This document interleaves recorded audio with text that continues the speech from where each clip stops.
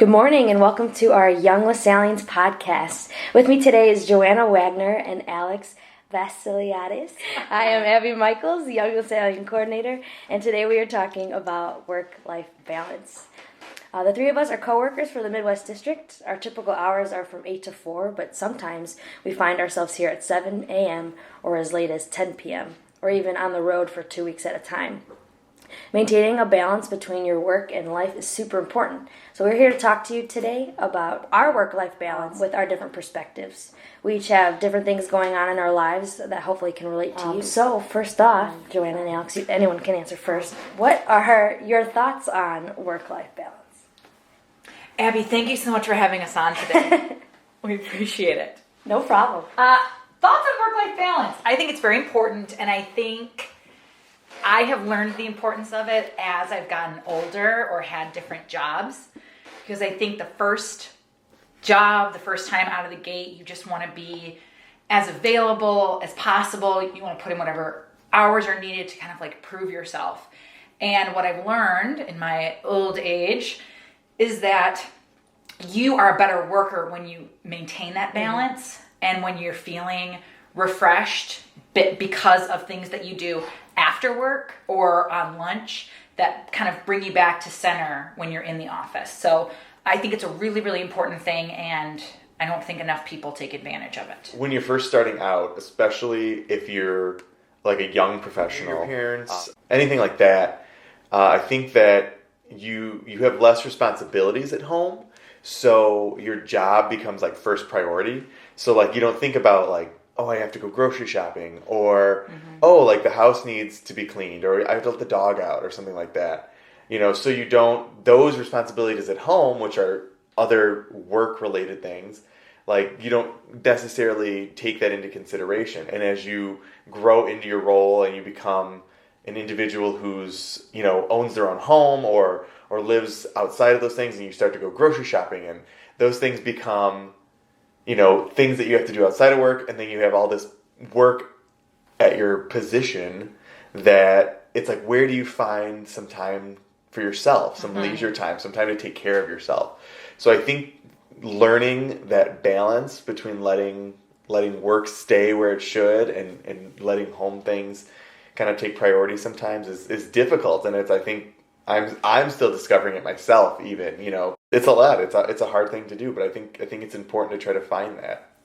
Yeah. No, that self-care definitely is important. People have asked me, I feel like in like job interviews, they're like, how's your self-care? And I'm like, mine's great. Like I'm a big stickler about fitting that in. Yeah. I definitely think getting work is important. Getting work done is important, but I know that I need me time, and I like my me time. I find I've called myself an ambivert. I get energy from being with people, but I also get energy from being alone. To recharge, and so, yeah, getting that time to do the life things. And so, yeah, I'm not afraid to admit that, yes, I do take time for myself. I love that you were asked that in a job interview, though. Like, I feel like there's not a lot of importance placed on like how you are as a human being in some workplaces. Yeah. It's just kind of like how you are as an employee or as a worker. So the fact that the employer kind of noted that and wanted to hear someone who was like well balanced on both sides, I think is cool. Right. Yeah, I definitely appreciated that in the interview, and I think I actually went for that job. So well, there you go. I know. So Alex and Joanna, what do you guys do to balance work and life?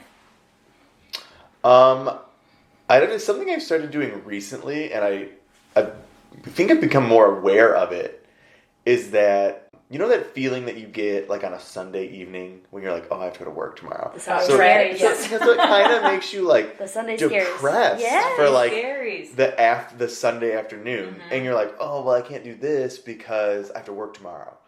I've started trying to let that go any day of the week. I know that like recently I've been trying to take better care of myself, like on a personal like fitness level. So I've been trying to work out more frequently, because before, like the last couple of weeks, like I never did.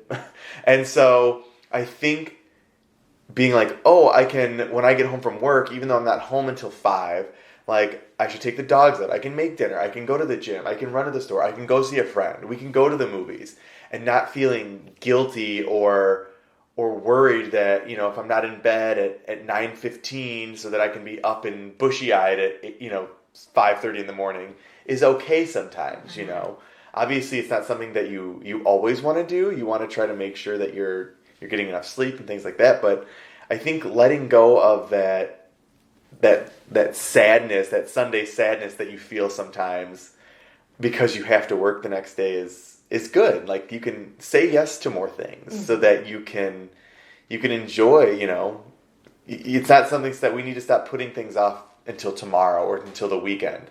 Like, do it now. Like, right. If you want to have a date night, go out on a Tuesday night. Usually it's cheaper, so why not? Yeah.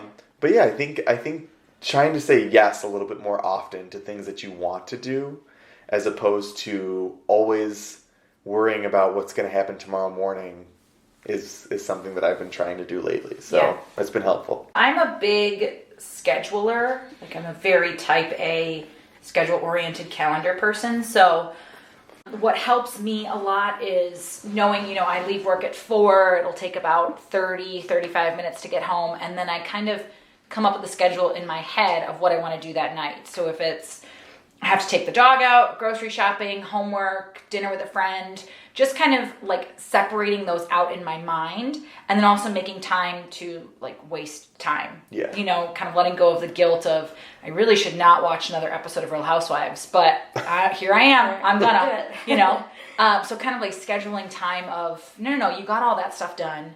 This is actual free time. Read a book, take a walk, do whatever you're interested in without guilt, I think is a good, just kind of a good way to just kind of let your mind go after work. I've also started, I'm sure my boss will love me saying this, but I've also just started turning off email alerts on my phone after 4. Mm-hmm.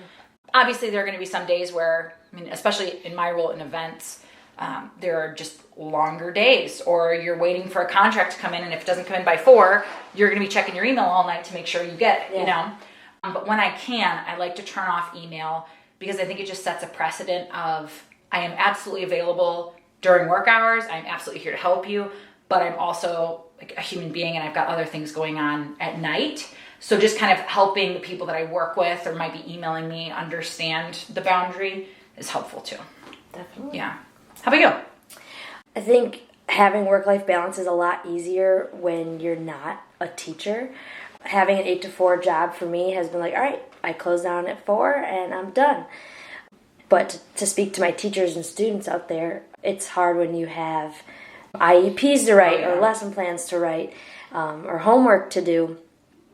And that was more of a challenge. But again, I do take personal self-care, or that's repetitive self-care, seriously. So when I was a teacher, I would drive home, make meals for myself, and that was kind of fun to do, just energy to give out. And then I'd let myself or make myself go to the gym for an hour, and again, releasing that energy from the day, whether there was tough times with the student, but then also coming back home and sitting and finishing that work right before bed, which I think helped me sleep at night. But there was that one day a week where I would say, all right, no work on this day.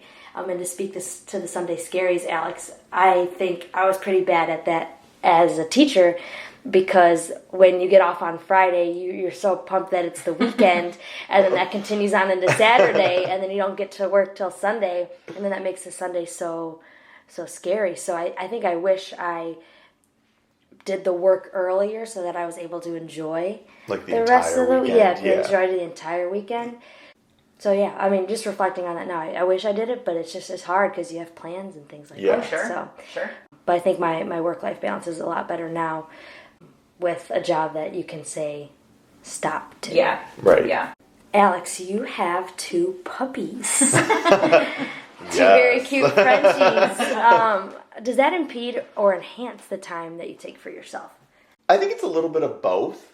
It's definitely kind of like what I was talking about at the beginning. Like, you have these newfound responsibilities as you grow into an adult, and and part of that is, when you take on the responsibility of an animal or multiple animals, it does. Like, the first thing I do when I leave I get home, and the first thing I do is I make sure I let them out. We have to have dinner. We go for a walk. They've been home waiting for you all day. So it's like it's not like the last thing you want to do is, as many times as I would love to come home and change and just like lay in my bed for like a half hour, like that's not going to happen because, that's part of that responsibility. So often you get home and I need to get them out and get them in the, all I want to do is, I've got to get to the gym and it's like, well, no, enjoy this 15 minutes when you're, it's beautiful outside and, enjoy this time with them, they've been looking forward to this all day. Right. Go for a little bit longer walk, maybe skip the gym that day and take them for, an extra mile or something. So I think part of that, learning to enjoy those things that you do outside of work that might necessarily be a responsibility and turning them into ways to enjoy your time, away from work. So it's just trying to look at things differently, trying to put them into a different perspective, has been good. So I definitely say it enhances because I'm always happy to see them and they always put me in a good mood. Even though you still have to care for them. There's things that it's a responsibility. Yeah. So, but yeah, I definitely think it's a combination of both. So, yeah. Joanna, I know you're dying to add this because you have a little pup loose. I love that little Lucy. No joke, I got her to help me understand better balance. I adopted her about 2.5 years ago, and at the time I was working in a school. I lived a block away, so, I get in at 7:30. I would be go till 4:30 when the students left, and then if I didn't have Lucy at home, I would sit and work for another 4 hours. And it's I was going nuts. And so having this little, heartbeat at home that I knew while I was at work, I got to get home and get to her.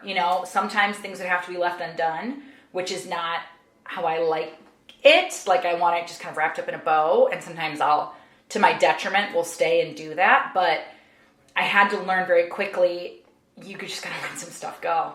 You've got other responsibilities. You've got other little mammals competing for your time. Mm-hmm. And I would find that maybe I would have to go back to work after taking Lucy out, or I would bring work home, but I was happier to do it because my mind wasn't preoccupied with all the things I wish I was doing. Mm-hmm. I took time for the important stuff to spend that time, and then I didn't feel the guilt going back. Mm-hmm. It was more just for my own ease of, I know tomorrow will be easier, so I'm just going to plunk this out before bed, what we were talking about. So I definitely think that having any sort of animal or just something that you need to get back to, it's kind of a non-negotiable, I think really helps put some things into perspective. Right. Yeah. Maybe I'll start with a plant. Maybe I'll start small. You know what? A little hamster. Succulent garden or something? Yes. I think I already let one die, so we'll start again. Oh, okay. So maybe not a live animal. No. No. Maybe some fish? Maybe what's a cheap, an easy kind of intro animal? Like a beta. They're pretty self-sufficient, right. hardy. You can go a week or two without feeding them and they'll be fine. Don't tell her that because don't do that. But I feel like if just it's like a sprinkle a day. Alex, we're also planning a wedding on top of working and puppies. So how does that work? For anybody who's planned a wedding, there's many more details than you ever think there is going to be. The number of spreadsheets that our venue has sent us alone for us to fill out has been, it's incredibly overwhelming. But I have to say, it's about compartmentalizing that. I think when we first started planning, there was so many big things that we were trying to decide on that it was a little bit easier because they were finding a venue. So we would plan a weekend and say let's go look at these 3 venues and we'll decide. But now when we're getting into the nitty gritty of making sure addresses are correct, making sure invitations are ordered, making sure the spreadsheets are filled out.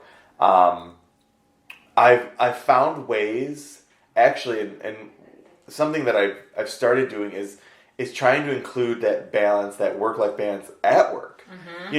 I think utilizing your time that you have for yourself during the workday. So like here, we're fortunate enough that we get a lunch break, 45 minutes, and then we also get 2 15-minute breaks that we can utilize. So some days on my lunch break, instead of, sitting in the lunchroom and having lunch, I'll eat at my desk and I'll do something on my own. Like I'll look through our wedding list and go through the invites and check off, addresses. Or I'll, confirm something with the invitation designer or something, So I've been trying to look for little ways that I can work that in so that when I go home, it's not like this dwelling thing over you. So I would say like looking for those little opportunities that you have some time to like do something like that has been really helpful. But yeah, it's stressful, but it's all going to be good things. So you have to, that's another, looking at it as a positive as opposed to I have to do this, is definitely important as well. Yeah. And Joanna, you are getting your master's. I am. Online. Something I could never fathom doing. Work and being a full-time, part-time student? Part-time, Part-time thankfully. student? I don't think I could do full-time. Yeah. So what's that like? I like it and I don't. I found like it's really enhanced my work time, like in the office, which I appreciate. But for my job, I do travel a good amount, probably once a month or so. And when I have like a paper due and I'm traveling, I lose my mind. Like I can plan as much as I want. I can try to do stuff ahead of time as much as you want, but there are just some deadlines that, the paper is due like as I'm sitting on a plane and that blows, So figuring out the best ways to navigate that. I'm a year into the program, so I'm like a little less than halfway done and I still haven't really pun intended, mastered that. Come on. Wow. So I'm really thankful for the opportunity. It's something that I've been wanting to do for a long time, but goodness, it is taking up a lot of time. So be warned out there, people. I recommend it, but you gotta set aside more time than you would expect. Yeah. What it sounds like is that you guys enjoy the busyness or enjoy, having something to do after work. Oh, for sure. Why do you think that is? A lot of people would say I like to go home and do absolutely nothing, but from what I hear is that you enjoy going home and taking care of your dogs. Yes, it's hard to turn in a paper, but it's keeping you accountable. You're getting an education. So, yeah, what do you like about this busyness, this productivity? I don't know.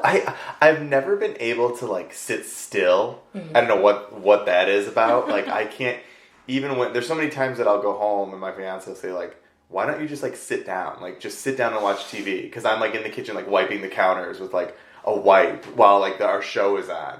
And it's like, I don't know. I just don't want to sit down, Maybe it's because we're so kind of like stagnant. I don't want to say stagnant, but we're so sedentary at our jobs. Like having something when you go home to like move around or like do something, like take the dogs for a walk or, go to the store or, doing things like that. But I don't know. I just like to be like, I want to feel like fulfilled at the end of the day. Yeah. Like I want that feel, there's nothing, I always think like there's no better feeling in the world than like laying down in bed and being like completely exhausted. Yeah. And getting a good night's sleep. And getting a good night's sleep, I really enjoyed that aspect of it, but just to feel accomplished. Like we're so fortunate to be able to do things like that, and we get to go home and like do the things we want, or it's a real blessing. So I think like taking advantage of that is really kind of nice. Yeah. I always feel on the outskirts because everyone's like, "Oh, have you seen this show?" And I'm like, "Nope, I don't watch TV. I'm never able to sit down." What do you do like at the gym? You can kind of like multitask then. I do. When I do cardio, I'll watch. I'm almost done with Parks and Rec.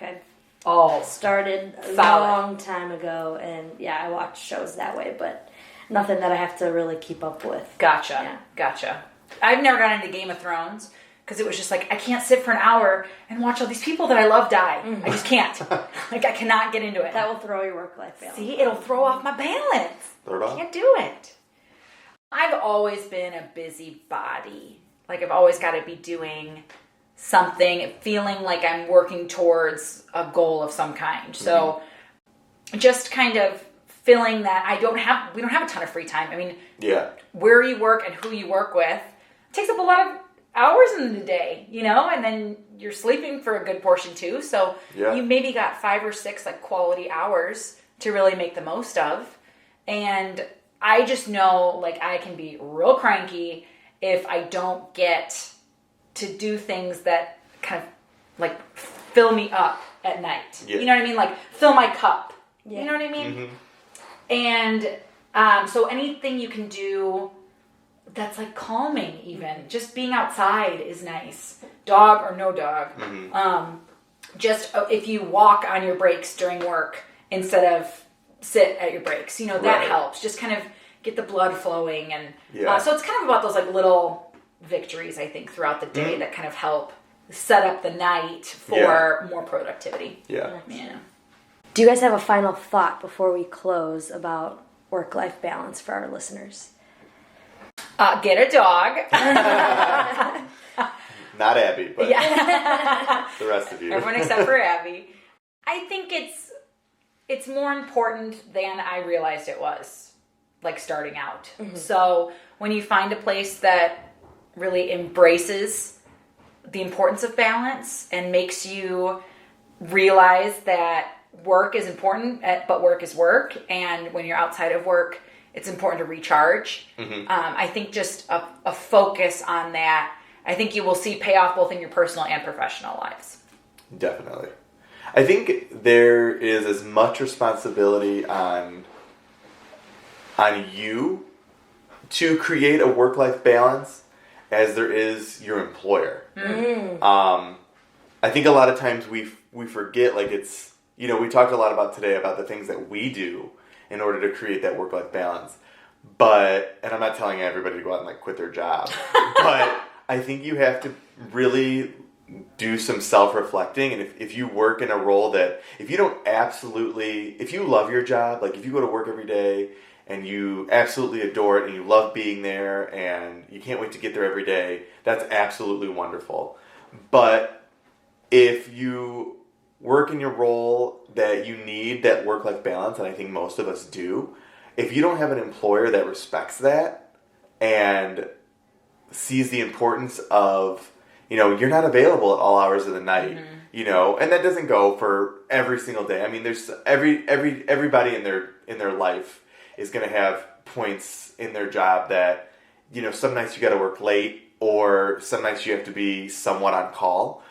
But that should be a pretty small portion, you know. I mean, unless you're like a doctor. Yeah, you know, you're not saving lives. Unfortunately, there's certain roles. But, you know what? If this letter doesn't get out or this email doesn't get out, you know, today, it's not going to be the end of the world. And if it is the end of the world for your employer, then you might want to reconsider whether or not you're in the right role or at the right employer, you know. Because they... You know, your balance is important to your productivity during the day. I think if you're a happy person and you come to work and recharged, your output is going to be so much greater than if you're constantly exhausted because your job is consuming your life, you know.